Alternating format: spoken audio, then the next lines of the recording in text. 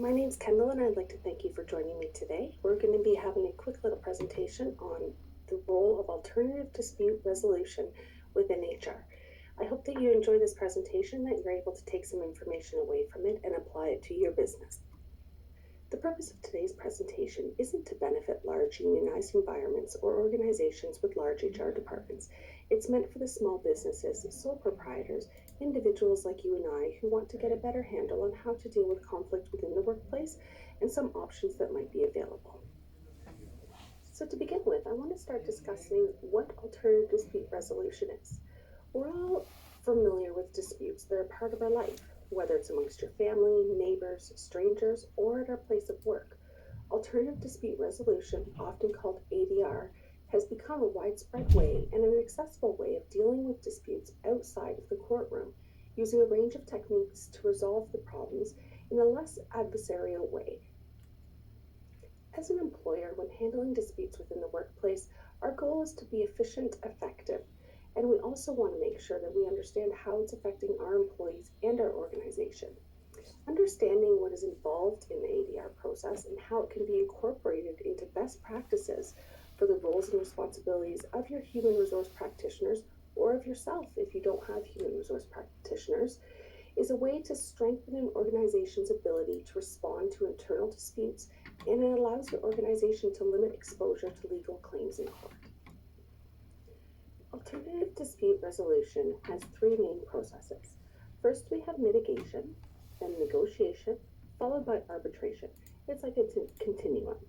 So for the purposes of this video, we are going to speak of negotiation, but we're not going to add it into our recommendations. I think we can all agree that organizations attempt to avoid litigation.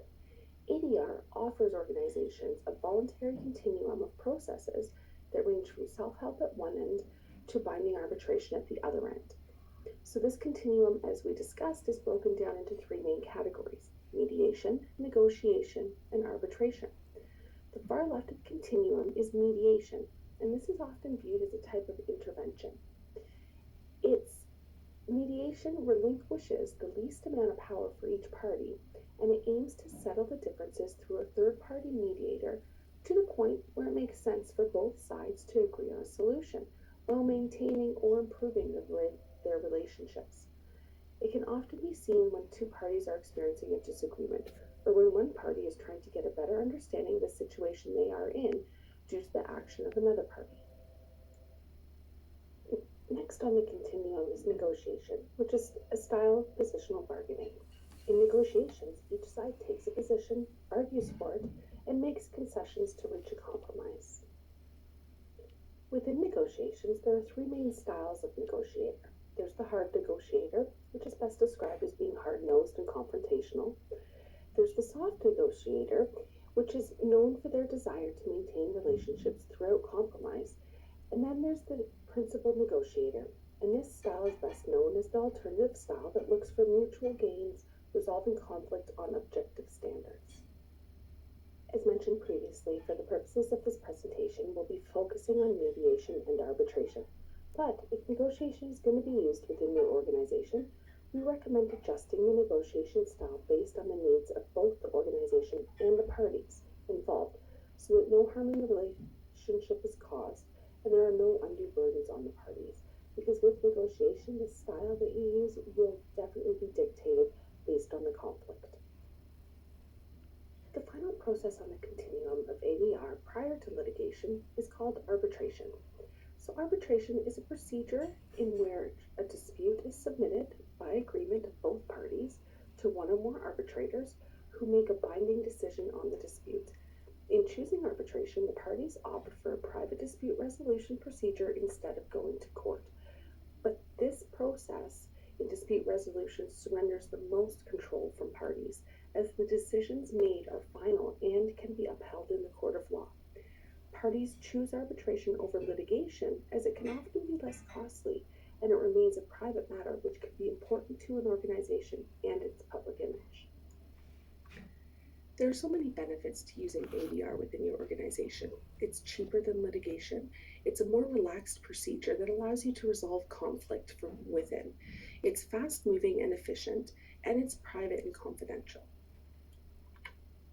Within your organization, if you find yourself at an impasse in regards to conflict, and you've already tried coaching and working within to resolve the conflict, and training has not worked out, then we have some recommendations that we think would be helpful. Our first recommendation is to approach the conflict through mediation. So, this is a facilitative service that you can provide for the parties that are having a dispute. So, a mediator, which is a neutral party, will come in and they'll go through the problem with everybody involved and see if a solution can be come to. So, there's traditional mediation, which is face to face. There's mediation, some companies offer mediation over telephone, and there's also Zoom mediation available for you. You might be wondering what these recommendations would look like from a human resources standpoint. The human resources role in this mediation would be to organize all of the parties. They would be the ones that ensure that everybody's voices are heard, that a mediator is appropriately assigned to the issue, and that conflict is resolved. Our next recommendation for resolving conflict, if mediation does not work or you find that it wouldn't be the most appropriate method to use, we would recommend arbitration. And arbitration, as discussed previously, is binding in courts. It is where an arbitrator makes a final decision based on the evidence presented. Now, the benefit of arbitration is that it does remain confidential. So anything that happens or any decisions that are made through arbitration will not become public knowledge. Within an HR standpoint, you'll often find arbitration is used when it comes to financial matters. So if there's going to be a settlement, if there possibly was an injury at the workplace, these are the types of situations where HR might be involved, or even if it comes to payout, loss of work, anything like that. So the HR's role would again be to organize the arbitration, to organize the parties, and to ensure that the process is completed fairly with a professional arbitrator, and that the employee and the organization remains aware of where they are in this process. When utilizing alternative dispute resolution within your organization, your human resources practitioners need to make sure that they always separate the people from the problem. They need to know the case, know the facts of the case, what is the actual problem, and what is really being disputed by each party. They should develop alternatives and avoid any premature judgment, and also be ensure that they are objective in the criteria when facilitating. So that is to be fair and reasonable. I want to thank you for joining me today for this video, and I hope that you're able to take some of these recommendations to your organization and implement them within HR for alternative dispute resolution.